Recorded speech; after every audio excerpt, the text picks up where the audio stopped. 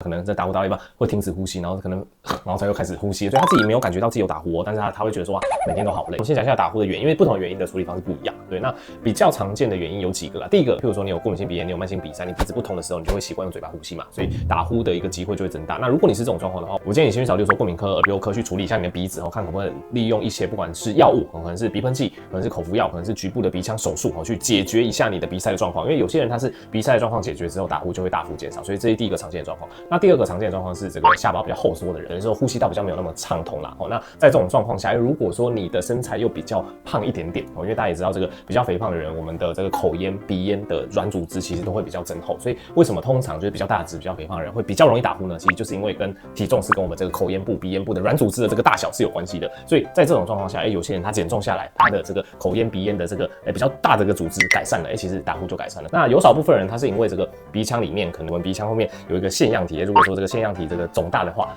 堵住呼吸道也比较容易打呼。这时候你可能就要借由一些局部的手术去处理这些比较肿胀的一些腺样体的部分了。